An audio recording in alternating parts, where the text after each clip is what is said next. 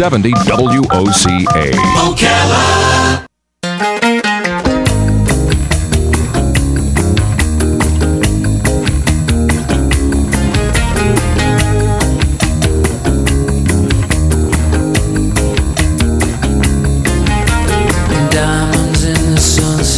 All right, 5 minutes after 11 o'clock. Thank you for tuning in. I am going to plead guilty regarding my lifestyle choices. I have made some poor lifestyle choices in my life. One of them was smoking cigars. I used to smoke cigars all of the time.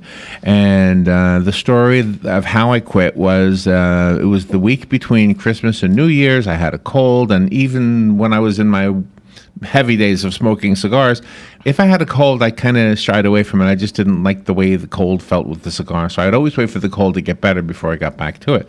This particular year, the cold happened between Christmas and New Year's, and it was like January 3rd of that year, about 8, 9, maybe even 10 years ago already, and I realized I hadn't smoked at all that year. So there was a psychological element that made me say, okay, well, I haven't smoked at all this year. Let me not break that. And I haven't had a cigar since. Incredible. Part of it, though, I told myself, if I ever want one, like if my son's wife ever has a baby, then maybe I'll have a cigar. Still no one has. So now, bring it to the future. Last Tuesday was Fat Tuesday. Mm-hmm. Fat Tuesday, we're not Catholic, but I said, let's give up something for Lent. So I decided, because of the conversation with Dr. Kuhn, Dr. David Kuhn is in the studio, by the way, from Trinity Healthcare Medical Center, and I'll do the proper intro in a second, but you had said something to us about certain things we should avoid. So I said to Robin, for Lent, that's only 40 days long. Even though we're not Catholic, let's just give up some of the things that Dr. Kuhn talked about, including like pasta, like mac and cheese. Haven't had it in a week. Yeah. Right? Or any cheese. Or any cheese. Oh, yes, Yeah, cheese. Or any cheese. No cheese now? Yeah. Not a whole piece. week. Not one cheese. How's it going? It's hard. This is what I want to talk to you about. So your wife, Susie, who's also co-owner of Trinity Healthcare Medical with you, sent a note to Robin and said, we would like to talk about the barriers that hold us back. You couldn't have had a better topic for the two of us, because Excellent. the barriers, in my mind, are psychological more than they are financial or anything else. They're simply psychological. So let me introduce you now. Trinity Healthcare Medical Center. Dr. David Kuhn is here. He's the founder and medical director of the Trinity Healthcare Medical Center. The radio show has an open phone line, so if you want to call in, you're welcome to do that. The number is 622-9622.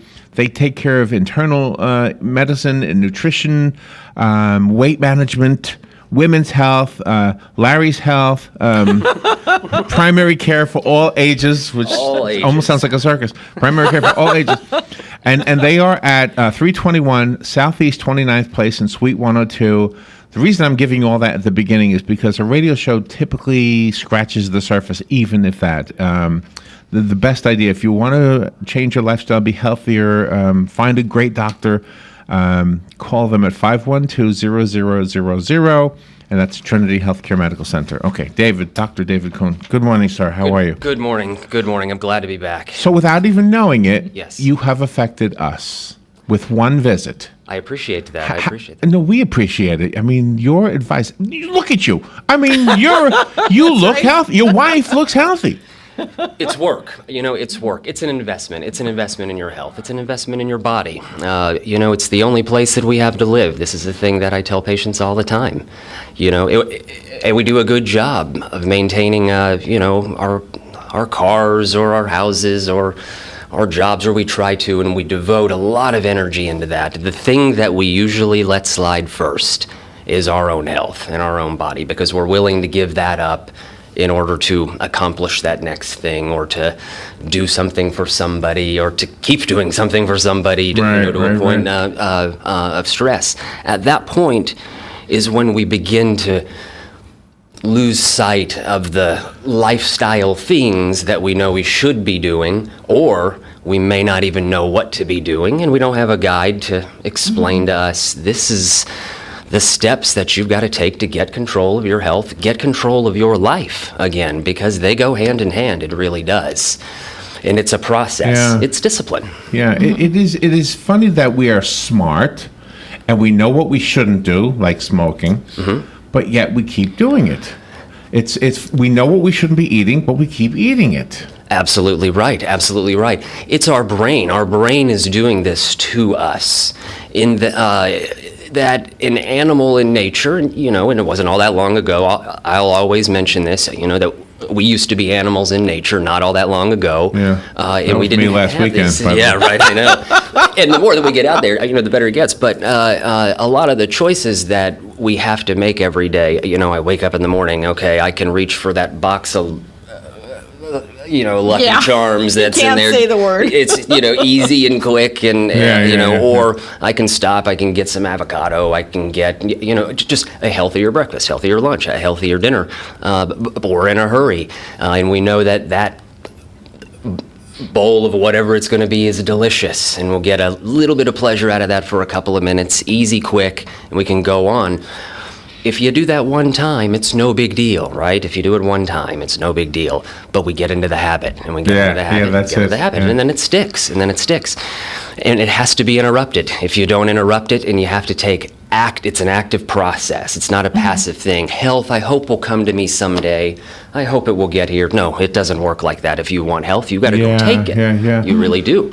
So here's what I said to Robin after doing, and we're only doing, a week and a couple days now? Yes. Okay. This is what I said to Robin maybe 2 days ago. I've noticed this, that when you eat right, you eat less. When you eat wrong, you keep going back for more because your body is saying, there's something missing. And it's not in the donut, but you eat the donut anyway. Well, absolutely right. There's a mechanism in us, and I don't know if we really understand it. If we eat food and we know that, I'll quote that word, food-like products, like macaroni and cheese is a good example. Right. There's not a macaroni and cheese tree that we're supposed to be eating from. Yeah. So, and we know in our mind, in our heart, okay, this is not the healthiest thing in my body. But if it doesn't contain the nutrients that your body needs, I'm talking about the micronutrients, the good stuff, the antioxidants, the vitamins, the minerals, the things that are in the plant food that we should be eating mostly, and things like that.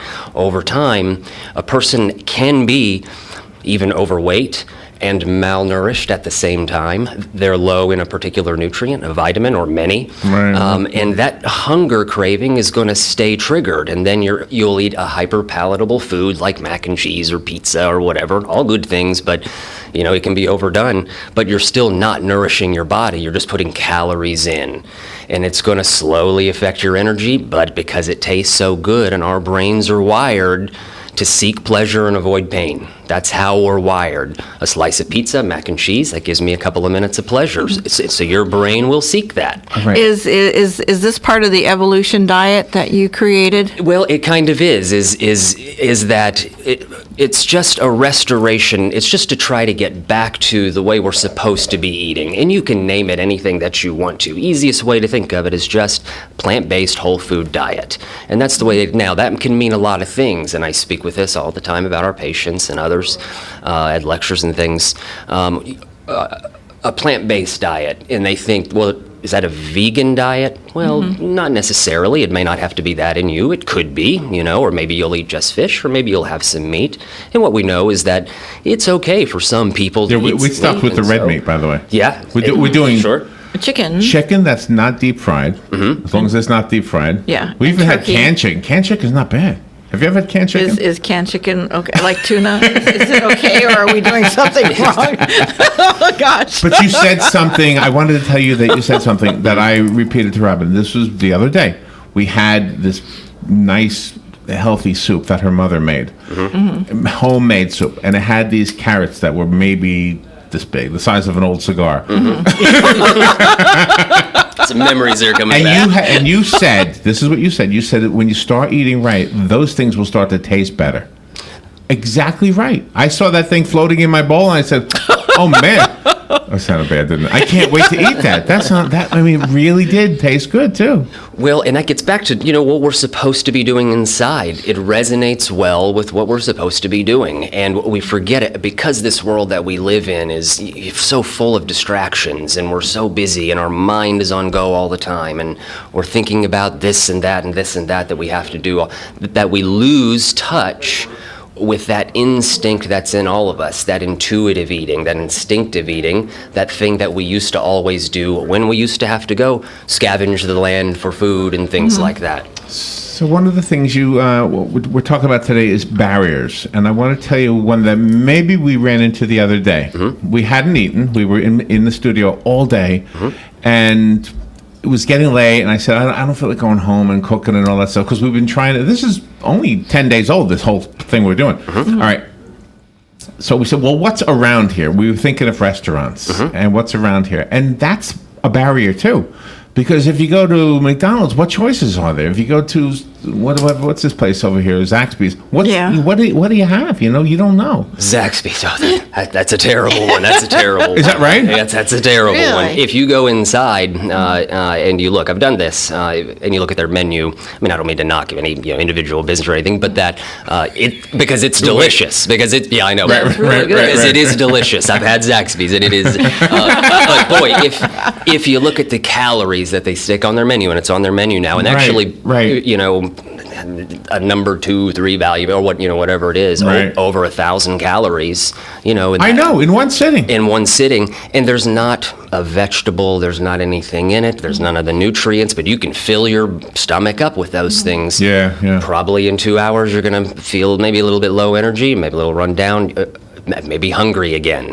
How's that possible? I just ate this big high calorie meal. I know. But you can eat that soup that you had, that hearty, from the earth soup. Exactly. And then you start to feel that. That's just one meal. And extrapolate that out to, most of your meals. And then you do that for most of the time. And then you start to feel that inside your body, and your body's going to ask for more. It's a good feeling. I think that sometimes family and friends can be barriers also. So that's a good point, is, these obstacles in that, well, number one, a person has to truly decide, and you decided, right, last week, I'd like to try to make a little change, I'm gonna start to tweak some things a little bit in my lifestyle. So that's the first thing. You have to decide you're gonna do it. It's a commitment to your health in one way, or even if it's it's a step in the right direction. And then it's gotta be a strategy, and you have to have a plan in place on what you're gonna do. And you started to go to a place that a lot of people do, is that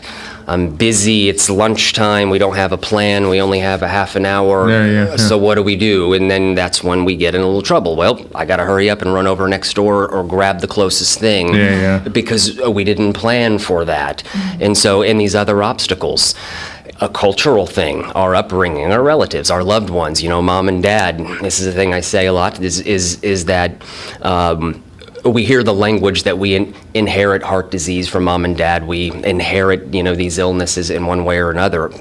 It turns out that the thing that we inherit from mom and dad mostly is their lifestyle. The habits. And so if mom and dad do it, we learn it, we watch them, we model their behavior, and we grow up, and that's the way that we do it too. And it becomes, or there might be a loved one, it might be a party, it might be a this or that, and, they don't eat so well, and, but you'd like to, but you don't want to put that on, it becomes a complicated thing. Psychology. Dr. David Kuhn is here. David is from the Trinity Healthcare Medical Center, and we do have a phone call, so hang in there. I'll connect you with Dr. Kuhn in just a moment.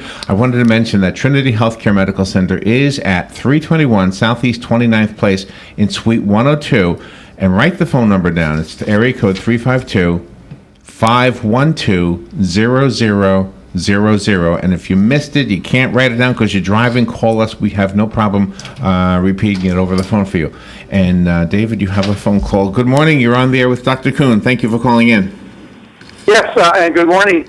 See, there must be something to be learned from nature and wildlife, animals in the wild. I've done a lot of deer hunting in my life up north, and I've never ran across a fat deer. In Africa, you never see a fat lion or tiger, or even locally here in the city, a fat squirrel. So they must just eat enough to get along, and they don't gorge like human beings. Absolutely right. a great observation, actually, in that, our foods, that we have available to us in grocery stores, hyper-palatable foods, and it becomes an addiction almost. And that's the thing that does not happen for people who either have, the discipline to not buy those things, not go to those restaurants. I'm going to commit no matter what. It's who they are or who they become if they're not there yet. But you have to decide, to do that. Animals in nature or human beings that live a more natural lifestyle, it's not a choice. They don't even have the foods that are there. And this is absolutely right. This is the way that it goes. How do you keep the momentum going? Because you yourself can be a barrier. With you in the studio, you're very exciting and energetic, and we want to do this. But once you go back to your practice, then we're on our own again. How do we keep going? Absolutely right. And so it is a discipline. It's about understanding that it's making progress towards the direction that you want to head or the goal that you have. And you have to have that goal. And you might say, I want to, lose 100 pounds, or I want to be able, to jog 5 miles, or I want to have energy all day long, be able to sleep, and all of these things. And that seems so distant for so many people. It can be very far away. It might be a process that takes years to achieve. And we're starting to get into a culture where we want, a little more instant results. This is the advertisements we see, and you can, lose this much weight in 25 days, and you can do this diet. We're a little bit tricked into thinking that that's possible. But a lasting lifestyle change that brings you health and fulfillment is a commitment. And so it's just a matter of starting. And you start, and every day you go. I would. There are so many reasons to continue. Also, in addition to losing weight, the things you talked about last time about warding off or even reversing diabetes. Some of the things are just amazing. We do have another phone call. Good morning. You're on there with Dr. Kuhn. Yeah, good morning. Good morning. You wouldn't think in terms of Waffle House being a source of healthy meals, but they actually will make you a grilled chicken salad, fresh salad. Is that right? Grilled chicken breast, and I've had it many times. It's a nice fresh grilled chicken salad. It's a great thing. It's a matter of almost just asking. In that many restaurants have the ingredients there, and they're often willing, to accommodate. And this is good initial advice for people who don't know exactly where to start, and they realize that their diet and their lifestyle is not where they want it to be, and they want to be healthier. They're on a bunch of medications for this or that or the other. They want to get a handle on it. Well, how do I do that? Well, you start by looking at the things that you're doing with your diet, as an example in this case. What am I doing the worst in my diet? And I'm going to focus on that one thing. And a common thing is, if you have to go and stop, at a Waffle House, it might mean that you're on the road or you're busy at work or you have to do these things. Well, at Waffle House, I've had some Waffle House before too in my life, that's for sure, especially in school. And, instead of, the hash browns and the bacon and the this and the that, this is a good alternative. And I appreciate this call, and he makes a point that's good, is that almost everywhere that you eat, even McDonald's, there is some healthier options at McDonald's, and if you absolutely have to go there and eat, well, pick the best thing if you can, and the more you do that, it becomes what you do every time, and you don't deviate from that. It just becomes a part of who you are, and then as you go along, you get better and better and better at this. It really is a skill. It's not something that just comes, and you can't just sit and wait for health to be there. Just like I said, you gotta go for it, and it's those small steps. You look for the worst thing that you're doing, and you look for an alternative, a way to replace it, and then after you master that, it might be a few days or a few weeks before you get a handle on that. Like cheese, we're not eating any cheese. It's been a week, and you might think, well, I'm craving some a little bit, but I've got momentum going, though. I've got some momentum going. I wonder what it's like 2 weeks off of cheese. And after a little while, you realize, Mike, I don't really need cheese in my life in order. No, I mean, I could have a little cheese from, a party. But what you're saying is exactly what I'm experiencing right now. Absolutely. So we went to McDonald's, and I said, I'm just getting a coffee. I'm going in because I just wanted to get out, because sometimes it's just, we just need to get away from everything. So we went and got a coffee, and everywhere I looked, I saw melted cheese. I mean, it was on every photograph. Everything they sell has melted cheese on it. And that, no wonder I was... I don't know about the word addicted. I don't know what you learned in school, but is it really an addiction? Well, yes, it is. It's basics of, escaping pain and pleasure. That's really what it is. It comes back to, and that's what. And for just a few moments, if you're eating something that's delicious, then you're probably not thinking about your problems that you're dealing with right now, the stresses of your life, the things that are weighing on your mind, weighing on your heart. And we escape for just a moment because we're into our food, get a little bit of an endorphin release if you eat something that's really, really delicious, and it makes a connection. And you realize, I'm sad, or I'm depressed, or I'm not headed in the right direction, or I'm stressed, but I do know that when I eat that mac and cheese, I do feel a little bit better. So what's your brain going to tell you to do? Go find some more mac and cheese the next time you're hungry. Right. And that's a difficult urge to resist. But the more you practice it, just like anything else, that skill, that's a muscle. That's a muscle that you can hone, get stronger, get better at. And sometimes money is a barrier. Money is absolutely a barrier in this a day and age. And I started out many years ago now. It's true, and I used to give advice about it's expensive to eat healthy, eat organic, and all these things. And this is an obstacle that I hear frequently from our patients. And I used to say along the lines of, well, yeah, it may be a little more expensive, but I'll tell you what else is expensive is diabetes or heart disease or cancer or the medications that you have to buy to go along with that. And that, although it's true, I realized that I was leaving out the biggest piece of the puzzle is understanding how to get there in your mind and what steps that you have to take intellectually, actively, in order to make that happen. And so it's a specific thing. Okay, I don't quite have the budget to get the things that I want. And so, but I'll say all the time is that if you go for, a home dinner, and it might be some chicken, it might be a mac and cheese, and it might be a potato or corn or something like that. And I hear meals kind of like that on a pretty regular basis. It's a common American dinner.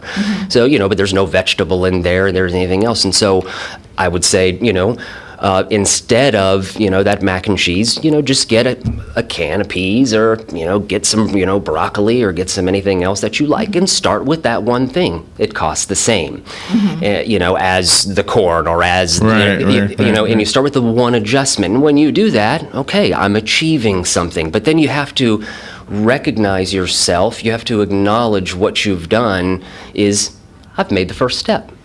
I've mastered this. I know that is really true. What you just said. You have to think about it. It's so powerful to tell somebody that diabetes is more expensive than eating healthy. But for some reason, we don't absorb that information. It's like when you go to the hospital and you see people with tubes standing outside. They've had a drip line going into them, and they're smoking. Yeah. Are you kidding me? I mean, how is it possible that you don't get this message yet? Because we're psychological people.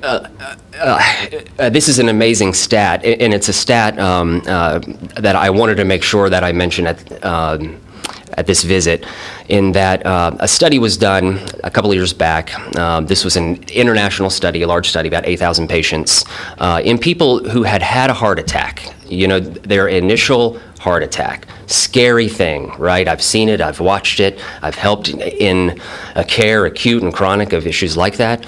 It's a huge event in a person's life if that happens. It's a terrible thing. It's a lot to go through, the hospitalization and everything else. And so they studied 8,000 people, approximately. After you had your heart attack, what lifestyle changes did you make? And they asked them a question about, well, did you adjust your diet? And did you stop smoking? And did you start exercising? 25% of men who had a heart attack made absolutely no changes at all to any three of those things in their life. That statistic hit me particularly hard because, number one, it's the people who don't make those adjustments in their diet and lifestyle that can cost us as a country much, much more money because they continue to be sick in one way or another. And so there's a missing link there. There's a thing that isn't happening in people that, despite the scariest thing that you can imagine going through, or one of the scariest things, it's still not enough to make a person say, I need to make this adjustment. That's where you have to get to the root of that. Why doesn't this person want to be healthier than they are now? And you have to find these reasons out, and it's almost always emotional. And you get to the bottom of that emotional cause, then you can break through that, then get on the track to healing. Dr. David Kuhn at Trinity Healthcare Medical Center. In addition to the weight management, there's the nutrition counseling therapy, and I would love to kind of be a fly on the wall to hear some of that. And I guess we are by doing the radio show. We kind of hear some of that here. Call Trinity Healthcare Medical Center and set up an appointment. Get a checkup. Maybe get yourself on a new path and a new lifestyle, with some great advice, some great guidance from Dr. Kuhn and his wife Susie and his whole staff. The phone number over there is 352-512-0000. The address again is 321 Southeast 29th Place, Suite 102 here in Ocala. And call us if you need any of that repeated. I went a little bit over, but I just wanted to make sure we got that information out. Yes, sir. Thank you. I love this show, and you're really making a difference. Even though it's like it resonates, and then later on you talk about it with, like I talk with Robin. Other people talk with whoever they talk to, and you say, you know what, I heard on the radio today, Dr. Kuhn was talking about this, and I think I'm going to try this. So. I'm here to serve. It's what drives me, is to hear these things that, I heard what you said. I'm starting to make a little bit of steps in the right direction. It's the thing that keeps me going, is that I see people light up, I see their health change and their life change. It's why I do what I do. It shows. Thank you, Doctor. Thank you. We will take a little break. Be right back. If you want to treat yourself to the biggest selection of top quality azaleas, then get on over to Bob Wine's Camellia Gardens this week. Bob has thousands of azaleas, starting with his famous dwarf ever-blooming red ruffles, regularly $6.99 for just $3.99. His top-of-the-line aristocrat azaleas in a huge variety of colors, only $16.99. And he has more roses than you can imagine, including double red knockouts, only $15.99. Just in, a colorful selection of huge Gerber daisies at the almost giveaway price of $2.99. Come see all the exciting things happening this spring at Bob Wine's. You've asked for more parking, now you've got it. You've asked for pottery and yard decor, now you've got it with many items 20% off. Come on over to Bob Wine's Camellia Gardens, Southeast 38th Street, Ocala, daily till 4:30, Saturdays till 2. Locally grown, family owned, in the same location since 1952.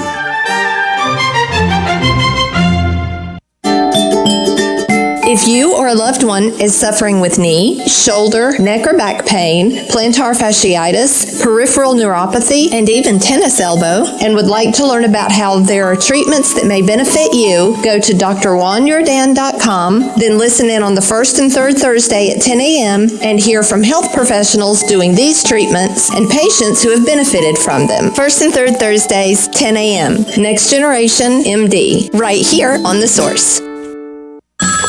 Sunrise Automotive, this is Matt. Hey, Matt, it's Dan. Hey, Dan. Listen, we're going to be doing some traveling, and I need to make sure the car is in good shape. Why don't you just bring it on by? Let us check it out. We can check all your belts, your hoses, your tires, all your fluids. In out of town, is that up north in the cold? Yep. Okay. Let's check your antifreeze. Also, let's make sure your washer fluid has got alcohol in it so it doesn't freeze up north, because that makes for a rotten day. And let's check your air pressure in your tires. Let's look at your brakes, make sure everything is safe and secure there. Let's go through it and just make sure everything is ready to go on the road. You due for an oil change? Yep. Whenever you come in to get your oil change, we always check your belts, your hoses, all your lights. We go through and make sure that everything is working properly. We check all your fluid levels. We do that every time you come in to Sunrise Automotive. So just call you back at this number? Yeah, just give me a call back at 690-1993 whenever you're ready to come in. And you can drop it off, leave it with us, whatever's most convenient for you. Look forward to seeing you at Sunrise Automotive. You've got a garden and we've got a show for you called You've Got a Garden with your host, Master Gardener Carol Ann Baldwin. Carol Ann answers your questions about your flowers, your veggies, your grass, your trees, even questions about your bugs. and she's only on WOCA, so don't miss Carol Ann Baldwin and You've Got a Garden each Tuesday from 9 a.m. to 10 a.m. right here on WOCA The Source. Here is a 30-second news brief from the source WOCA. The Florida Senate has passed a bill to require a unanimous jury decision for the death penalty.